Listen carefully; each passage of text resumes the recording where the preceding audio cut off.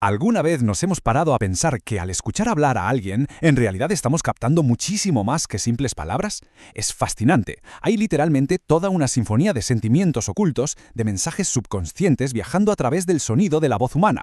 Hoy, en este análisis a fondo, vamos a desentrañar exactamente cómo funciona todo este mecanismo, basándonos en la investigación lingüística más puntera. Así que, vamos al lío. Vamos a explorar cómo la voz transmite lo que, muchas veces, las palabras no logran decir. Y claro, al analizar el habla, nos topamos de frente con un misterio fundamental.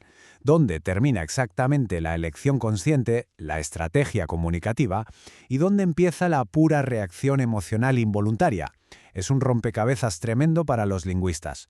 Pensemos en esto. Cuando una persona eleva el tono de voz, ¿lo está haciendo a propósito para dominar la conversación? ¿O es simplemente porque siente un entusiasmo enorme o un enfado monumental y el cuerpo reacciona en piloto automático?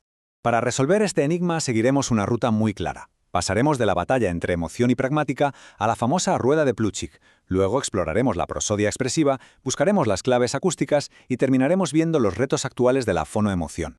Arrancamos con la sección 1. Emoción versus pragmática.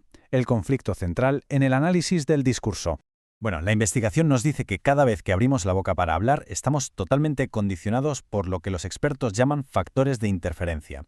Básicamente son dos. Por un lado tenemos nuestra propia subjetividad, o sea, cómo nos sentimos por dentro, la emotividad, y por otro lado está la situación que nos rodea, el contexto, que es lo que conocemos como pragmática. El caso es que cada mensaje que emitimos choca con estos dos factores a la vez. Y el gran reto, la verdadera pesadilla de los analistas, es intentar desenredar estos hilos para saber qué es pura emoción y qué es pura adaptación al entorno. La diferencia clave aquí, el meollo del asunto, es el nivel de control. Es curioso, la pragmática es algo totalmente consciente e intencional. Por ejemplo, es perfectamente posible decidir de forma activa ponerse en modo súper cortés durante una reunión de trabajo muy tensa. Es una estrategia. Pero la emoción, la emoción va por libre. Nadie decide ponerse triste a propósito. Es una reacción física, un instinto y por tanto muchísimo más difícil de codificar. Tener clara esta diferencia es absolutamente crucial para empezar a separar la estrategia del sentimiento puro en el tono de voz. Pasamos a la sección 2, la rueda de Plutchik, la taxonomía de las emociones. Este modelo ilustra de maravilla el inmenso abanico de lo que sentimos los seres humanos. Es la famosísima rueda de emociones de Plutchik del año 1980. En psicología, este esquema es como un mapa del tesoro. Propone 8 emociones básicas enfrentadas a sus opuestas y al mezclarse, como vemos con los colores, nacen emociones nuevas mucho más complejas. Es una taxonomía fantástica, súper visual. Pero claro, aquí viene el verdadero dolor de cabeza científico. ¿Cómo demonios se vinculan los tonos, las pausas, la música de la voz a cada una de estas emociones específicas? Y eso nos lleva a la sección 3, la prosodia expresiva, la voz de las emociones. Existe la intuición general de que las emociones se notan en la voz, ¿verdad? Pero a nivel estrictamente acústico, ¿cómo suena una emoción? Los datos son clarísimos y muestran un contraste espectacular. Las emociones que exaltan el ánimo se disparan con tonos altísimos y unas inflexiones que no paran de variar, como si fueran una montaña rusa vocal.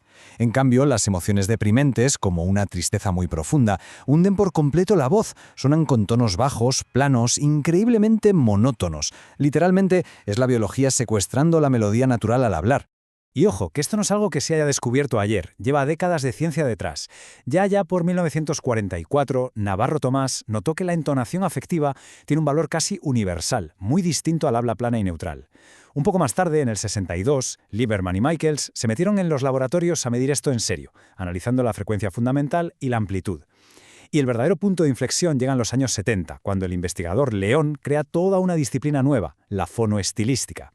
A partir de ahí, la alteración emocional de la voz se convierte en ciencia pura y dura. Nos adentramos en la sección 4, las claves acústicas, detectando la emoción. El truco aquí es entender que el cuerpo no tiene un botón mágico para sonar enfadado o feliz.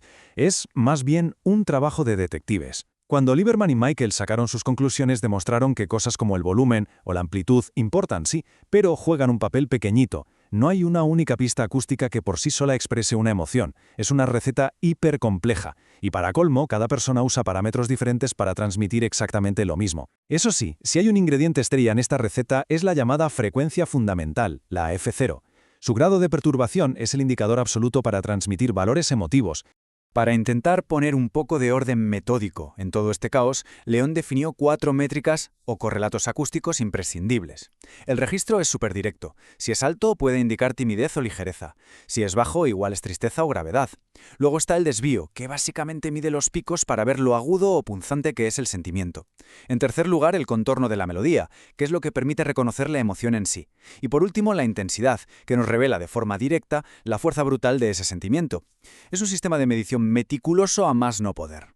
Y todo este esfuerzo analítico nos regala una de las ideas más brillantes sobre cómo nos comunicamos. En 1971, León dejó escrito que la exageración o deformación de toda curva melódica neutra indica generalmente una búsqueda expresiva. Es alucinante. En el momento exacto en que la voz humana deja de sonar plana y funcional, ya sea porque alarga una nota, rompe el ritmo o exagera una pausa, estamos inyectando nuestro estado de ánimo directamente en el cerebro de quien escucha. La entonación, simple y llanamente, lo domina todo. Y por fin llegamos a la sección 5, retos de la fonoemoción, las nuevas fronteras. Hoy en día, el gran rompecabezas científico es intentar construir un puente entre dos mundos que parecen no tocarse. A un lado del puente está la emoción biológica, cruda y sin codificar, el miedo visceral, la ira repentina, la euforia, cosas de puro instinto. Y al otro lado tenemos fenómenos vocales complejos que la sociedad ya ha semicodificado. El reto monumental para la lingüística moderna es rastrear cómo un instinto puramente fisiológico pasa por las cuerdas vocales y se convierte en un mensaje sutil que cualquiera puede interpretar al instante. Porque claro, cuando hablamos de comportamientos sutiles, hablamos de fenómenos fonopragmáticos que están ahora mismo bajo el microscopio de los laboratorios. Hablamos de la ironía, del sarcasmo, del humor, de las normas de cortesía o de cómo generar confianza. Entender esto requiere hilar finísimo. Imaginemos lo que es intentar medir cómo un microcambio en la frecuencia o una curva melódica un poquito más tensa transforma un simple comentario informativo en el sarcasmo más cortante del mundo. Es un verdadero salto mortal lingüístico. Y la verdad es que todo esto nos deja con una reflexión final apasionante. Sabiendo que la voz es como un lienzo donde se mezclan reglas sociales supercalculadas y explosiones emocionales totalmente involuntarias, queda claro que a la ciencia aún le queda un largo camino por recorrer. Así que la próxima vez que escuchemos a alguien soltar un comentario cargado de sarcasmo o una broma sutil, prestemos mucha atención a la música de su voz. ¿Qué malabarismos microscópicos de tonos y pausas habrá hecho su cerebro en cuestión de milisegundos para enviar ese mensaje oculto? ¿Llegaremos algún día a tener un mapa perfecto que descifre cada uno de estos matices ocultos en el habla humana? Es sin duda un misterio que nos invita a escuchar siempre mucho más allá de las simples palabras.